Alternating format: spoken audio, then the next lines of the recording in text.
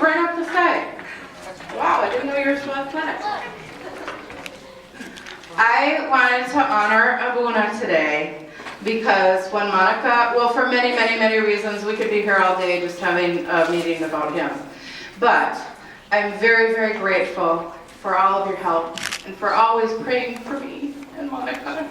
Thank you for your support.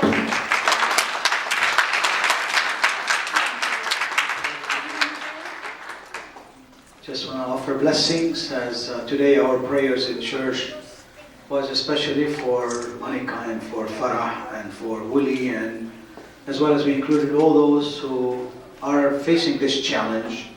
I call them, they are the angels among us. They are, I think, a picture and replica of heaven for us, and unless we become as simple and as pure and as holy as they are, I think they're going to go to heaven with their clothes on. And some of us are going to be challenged to go up there, but also we pray for those who take care of them, the family and the friends, and those who take care of them spiritually as well as physically. May God bless you, and hopefully always with success and with healing and with restoration, with the hand of God, of course. God bless you. Thank you so much, Abuna. Thank you.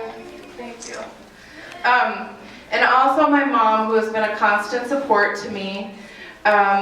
This says an appreciation of your constant love, generous support, and for sharing in our incredible journey. And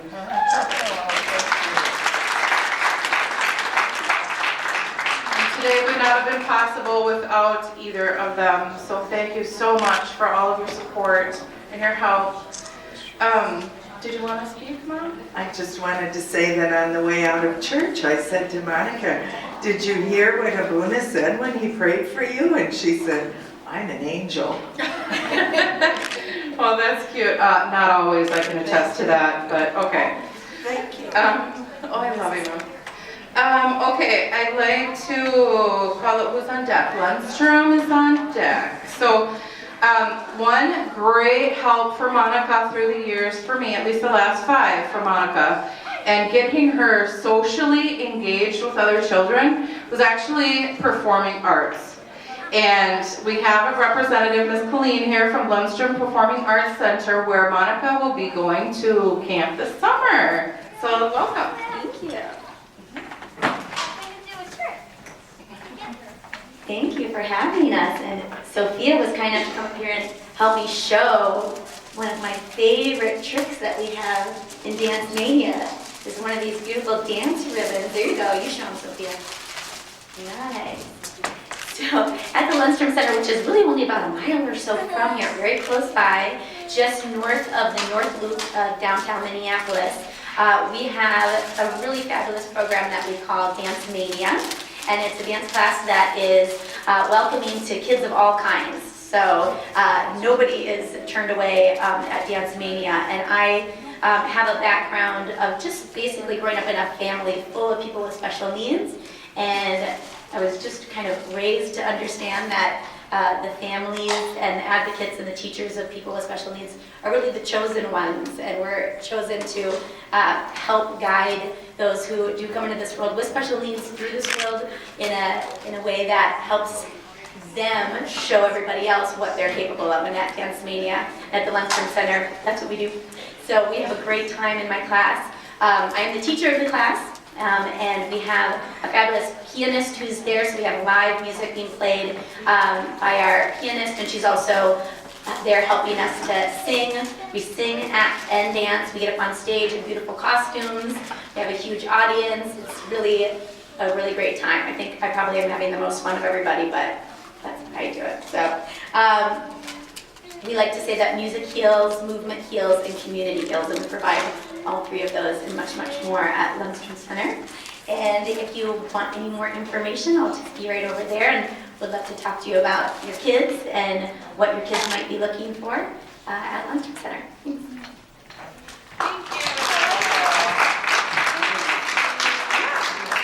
And I don't know if the providers have already thought of this, but if you each at your place of business have places where you can put information for other organizations, will you please take some of everybody's with you so that your clients can find out about all the services that are represented here today. That would be great.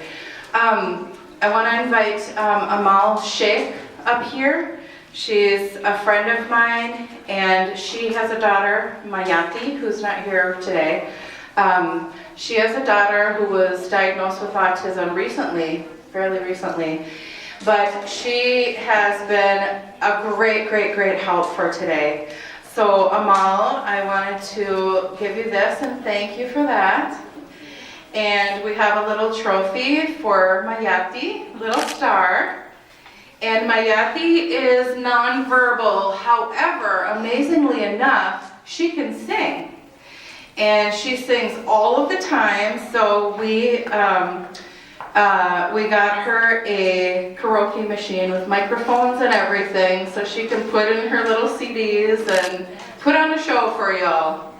Okay, I really appreciate all of your help. And maybe you could just tell them a little bit about yourself before St. David's comes up.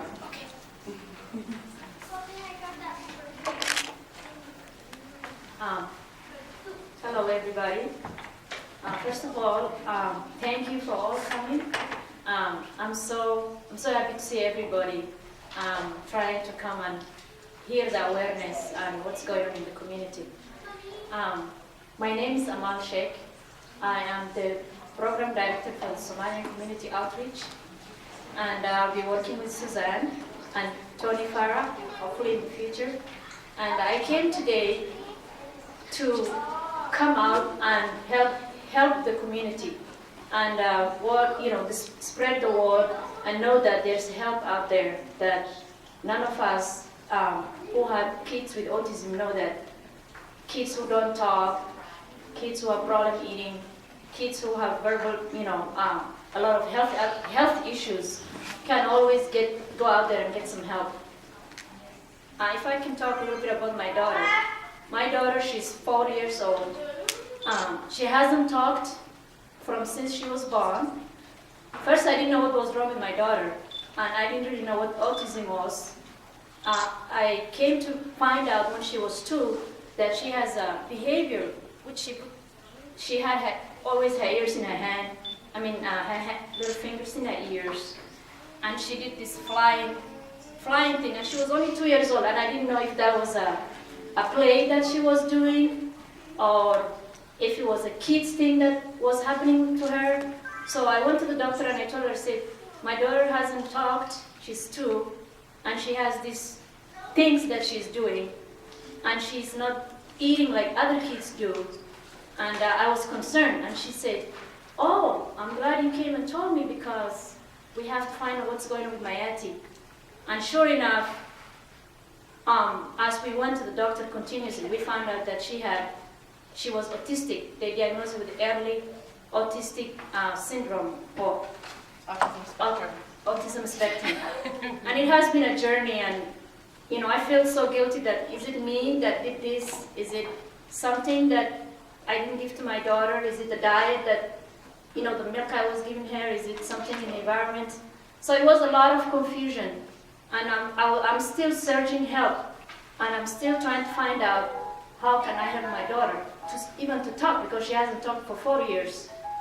And sure enough, I met Susanna a year and a half ago in a nail shop, and I saw Monica briefly it was like 5 minutes of my time, and Susanna and I talked about what's going on with her daughter, and I told her what's going on with my daughter, and from there we built a relationship. And we came up that the community needs help. I told her how my community, I have some of my community here today, I'm glad they came, thank you, that the community, they are not aware of what's going on out there, and we need to help them. And Susanna and I came out to do outreach, go out there, go to the community, and tell them we're here to help. And if they need anything, that they can call us, and we'll find them the help that they need. And thank you for all coming. And if any one of you wants to volunteer, we have forms out there. Please feel free to fill it out. And if you have any question, talk to Susanna Moses here. Thank you all. Thank you, Amal. Thank you, and I just wanted to say that Amal is going to be interviewed on Somali TV next week. Oh, here. don't forget your daughter's show here. Come on now. She's gonna love it. Yes, she's gonna be on Somali TV next week, and we are putting together some other outreach projects with the Somali radio. So thank you very much, Amal. I know you were nervous and you did a fabulous job, and you look fabulous. Thank you. So, thank you. Now, when my daughter was first diagnosed, no, come on up. When my daughter was first diagnosed, there were not a lot of services available yet here in the Twin Cities. It was almost 16 years ago. But we ended up at the doors of St. David's Center, and they were absolutely wonderful, and they helped us a great deal. She was there for a little over a year before we moved to Florida. And here we have a representative from St. David's Center, and she can tell you more about their services. Thank you. Hi everyone, thanks for being here today. I'm sure it was hard with all the wonderful weather. St. David's is a treatment program, and there are many treatment programs, not enough, but there are many treatment programs in the metro area. One of our programs works with very young children, so we start from 2 years old until school age. And another program that's an in-home program works with older children. There is an epidemic, and it's important. The most important message I can give today is early intervention. The average age that a child enters a treatment program is 4 years old, and in some communities it's much higher than that, often school age.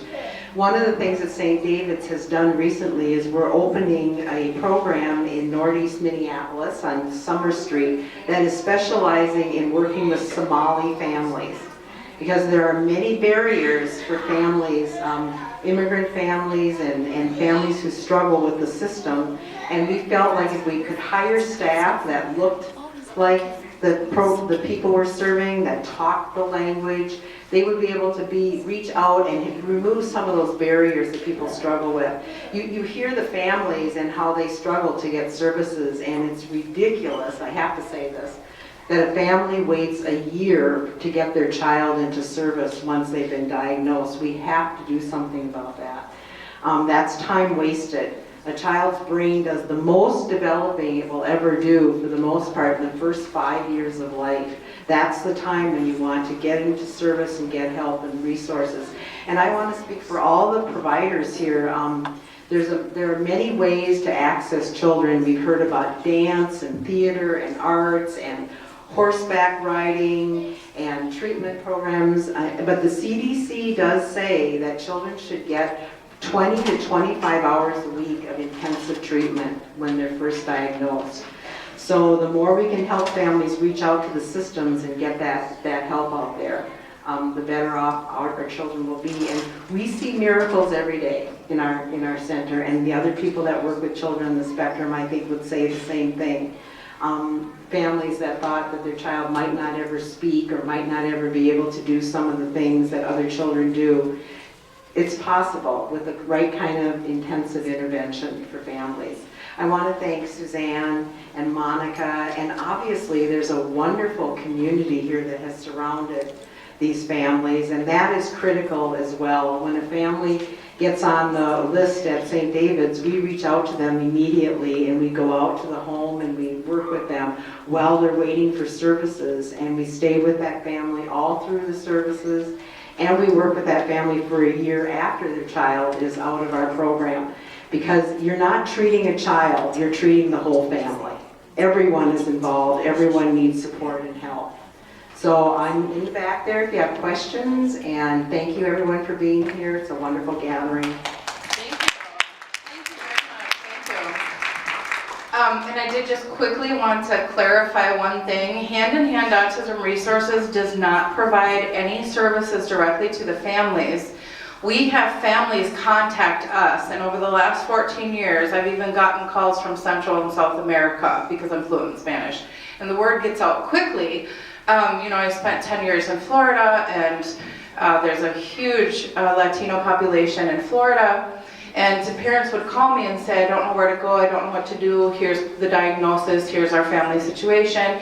And I will go online and do the research for them and find them places to start so that they can focus on, taking care of their child and and just taking their child to the services and getting the services that they need. So our primary focus is to bring families to the service providers that already exist. And saying that, I'd like to invite Pacer up, Pacer Center, where I also went and went to some workshops there and stuff, and they have grown tremendously. When I came back, I cannot believe how big they are. Their outreach is enormous as well, and they provide a lot of trainings and workshops for families. So here's Pacer Center. Thank you. Good afternoon. My name is Candace Whitaker, and I